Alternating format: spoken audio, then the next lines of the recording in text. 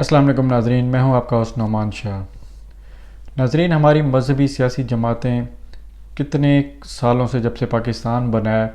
الیکشنوں میں حصہ لے رہی ہیں، مگر کبھی ان کو خاطر خواہ کامیابی نہیں ملی۔ اس کی جو وجوہات ہیں جن پر میں نے غور کیا ہے وہ میں آپ کے ساتھ شیئر کرنا چاہتا ہوں۔ اس میں نمبر 1 بات یہ ہے کہ عام لوگوں میں یہ اویئرنیس نہیں ہے، یعنی جو مذہبی جماعتوں کا جو ووٹر ہے وہ تو عقیدت میں اسلام کی محبت میں ووٹ دیتا ہے، چاہے اس کو یہ یقین ہو یا نہ ہو کہ کوئی اسلامی تبدیلی یا اسلامی انقلاب آ جائے گا، یا مذہبی جماعتیں اکثریت کے ووٹ کے ساتھ پارلیمنٹ میں چلی جائیں گی اور پھر اتنی طاقت حاصل کر لیں گی اور نظام کو سارا تبدیل کر دیں گی، پھر بھی وہ عقیدت میں اسلام کی محبت میں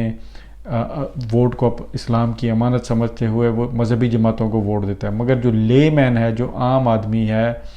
بے شک وہ اسلام سے متنفر نہیں ہے، بے شک وہ سیکولر مائنڈڈ نہیں ہے، بے شک وہ لبرل نہیں ہے،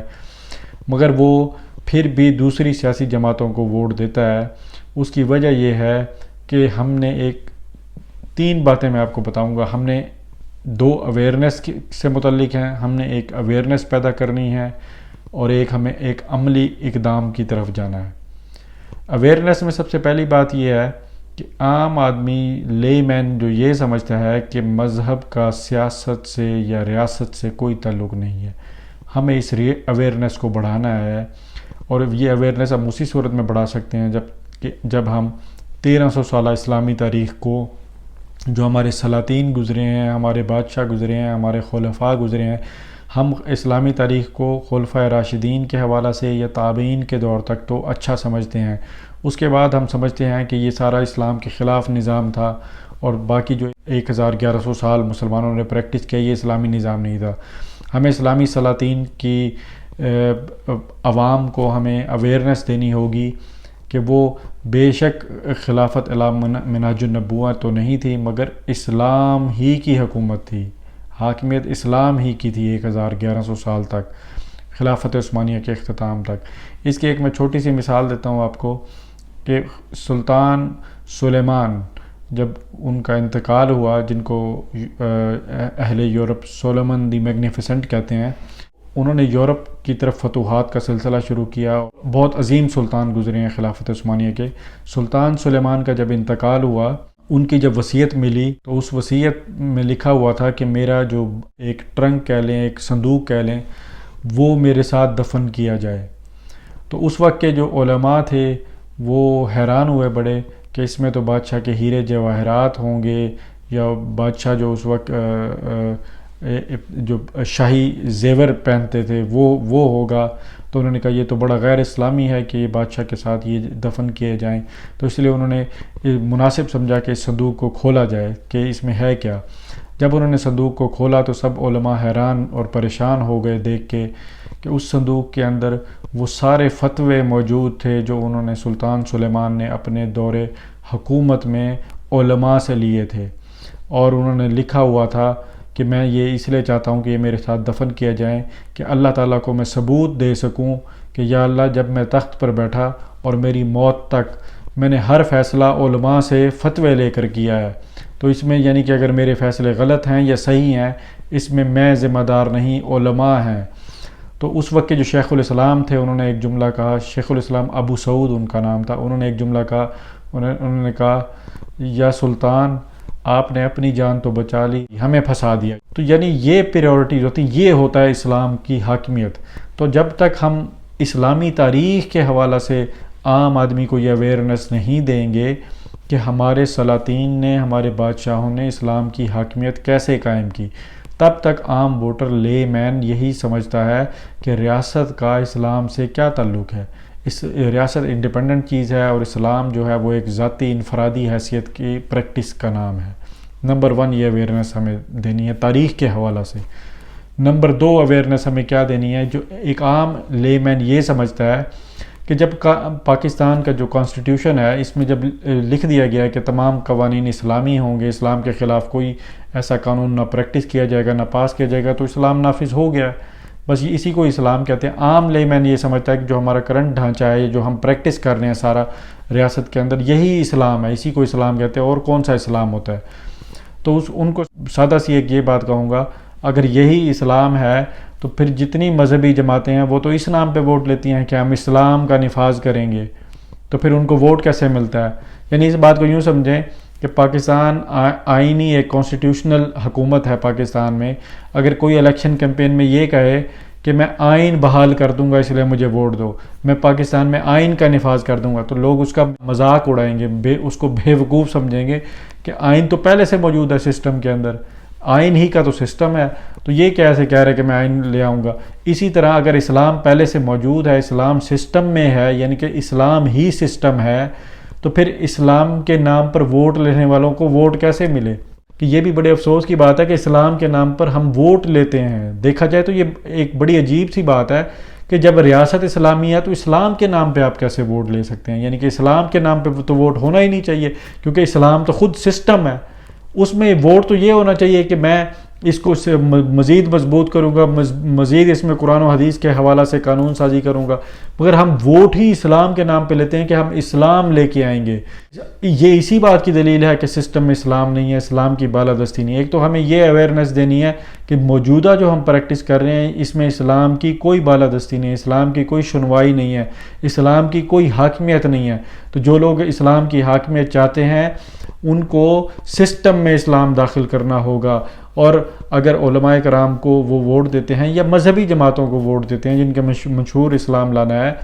تو وہ جا کر اسلام کی بالادستی یا اسلام کی حاکمیت قائم کریں گے۔ اب تیسری بات یہ ہے کہ جو میں اکثر کہتا ہوں کہ آئینی، ہمیں پاورفل آئینی اسلامی ادارہ چاہیے، اس میں ایک لفظ میں اور ایڈ کروں گا، ہمیں ایک پاورفل مضبوط قوت نافذہ والا آئینی اسلامی عوامی ادارہ چاہیے، عوام کا ادارہ ہونا چاہیے، کیونکہ کچھ لوگ سب کہتے ہیں کہ جو اسلامی نظریاتی کونسل ہے وہ اسلامی ادارہ موجود تو ہے، وہ عوامی ادارہ نہیں ہے، اس کی کوئی سلیکشن کا پروسیس نہیں ہے، اس کی ذیلی برانچز ہونی چاہیے، ہر شہر میں ہونی چاہیے، وہ ڈیلی بیسس پہ کام کرے، عوام سے لوگ اس میں جا کے بیٹھیں، عوام وہاں پہ شکایات درج کرائے، یعنی ہر شہر میں اس کی برانچز ہونی چاہیے، اور پھر عوام کے نمائندے اس میں جا سکیں، اس کا ایک سلیکشن کا پورا پروسیس ہونا چاہیے، جو علماء اس میں جانا چاہتے ہیں یا عام آدمی جانا چاہتا ہے اس کی کوالیفیکیشن کا کوئی سٹینڈرڈ ہونا چاہیے، تو عوامی ادارہ ہونا چاہیے۔ اب ہوتا کیا ہے کہ جب کوئی بھی سیاسی جماعت کا کوئی لیڈر جب ووٹ مانگتا ہے تو وہ کہتا ہے جی میں کرپشن ختم کر دوں گا، وہ کہتا ہے جی میں ظلم ختم کر دوں گا، میں عدل قائم کر دوں گا، میں کالجز بناؤں گا، میں یونیورسٹیاں بناؤں گا، میں ہیلتھ کا نظام بہتر کر دوں گا، میں عوام دوست بجٹ لے کے آؤں گا۔ اگر یہ باتیں کرتا ہے تو جو ووٹر ہوتا ہے اس کو سمجھ آ رہی ہوتی ہے، یعنی یہ کہہ رہا ہے کہ میں عدالتوں سے بہترین کام لے لوں گا، میں پولیس کے ادارے سے بہترین کام لے لوں گا، میں صحت کے ادارے سے بہترین کام لے لوں گا، میں تعلیم کے شعبے سے بہترین کام لے لوں گا، میں فوج سے بہترین کام لے لوں گا، یعنی ایک سٹرکچر موجود ہے، پورا ریاست کا ادارے موجود ہیں، تو وہ عام آدمی کو بالکل سمجھ آ رہی ہوتی ہے کہ یہ کیسے کام لے گا، تو وہ اس کو ووٹ دے دیتا ہے۔ جب علماء کرام، یہ مذہبی جماعتوں کے لیڈر کھڑے ہو کے یہی تقریر کرتے ہیں کہ ہم اسلام نافذ کر دیں گے، اسلام کی بالادستی قائم کر دیں گے، اسلامی قوانین لے آئیں گے، تو عام آدمی کو دو ہی باتیں سمجھ آتی ہیں۔ وہ کہتا ہے اگر بھاری اکثریت سے یہ علماء کرام مذہبی جماعتیں جیت گئیں پھر تو سمجھ آتی ہے جی یہ قانون سازی بھی کر دیں گے، نفاذ بھی کر دیں گے، سارا کچھ، جو کہ ممکن نہیں نظر آتا۔ بھاری اکثریت سے کسی بھی جماعت کا جیتنا، خالی مذہبی جماعتوں کا نہیں، عام جماعت کا بھی جیتنا آسان نہیں ہے، تو وہ اس لیے ووٹ نہیں دیتا۔ وہ کہتا ہے نہ انہوں نے جیتنا ہے، نہ ہی کوئی اتنی بڑی تبدیلی آنی ہے۔ اب دوسری کیا چیز ہوتی ہے کہ اگر ہمارا اسلامی آئینی ادارہ بنا ہو اور پھر علماء کرام کھڑے ہو کے ووٹ یہ مانگیں یا اسلام کے نفاذ کی بات کریں، تو پھر عام لے مین کو یہ بات سمجھ آئے گی کہ ان کی مراد ہے اسلامی نظریاتی کونسل سے ہم بہترین کام لیں گے۔ مثال کے طور پہ اسلامی نظریاتی کونسل اسلامی ادارہ ہے تو ہم اس سے بہترین کام لیں گے، تو عام آدمی کو سمجھ آ جاتی ہے ایک سٹرکچر، ایک باڈی، ایک ریاست کے اندر ایک باڈی موجود ہے جس سے ہم کام لیں گے تو اسلام کا نفاذ ہوگا۔ جب ایسا کوئی ادارہ موجود نہیں ہے، عام آدمی کہتا ہے ان کو ووٹ بھی نہیں ملنا، بھاری اکثریت میں ملنے، تو یہ کیسے اسلام نافذ کریں گے؟ یعنی کہ پریکٹیکل چیز عام آدمی کو سمجھ نہیں آتی۔ یعنی اگر ہم کہیں کہ ہم کرپشن ختم کر دیں گے تو عام آدمی کے ذہن میں آتا ہے ہاں جی یہ نیب یا احتساب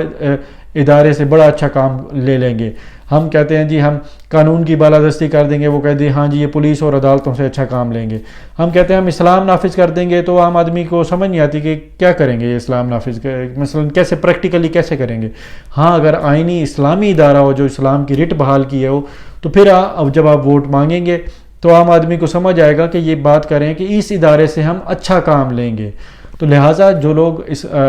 پولیٹکس میں حصہ نہیں بھی لیتے, جو مذہبی جماعتوں کے لوگ ہیں, علماء کرام ہیں, ان سے میری گزارش ہے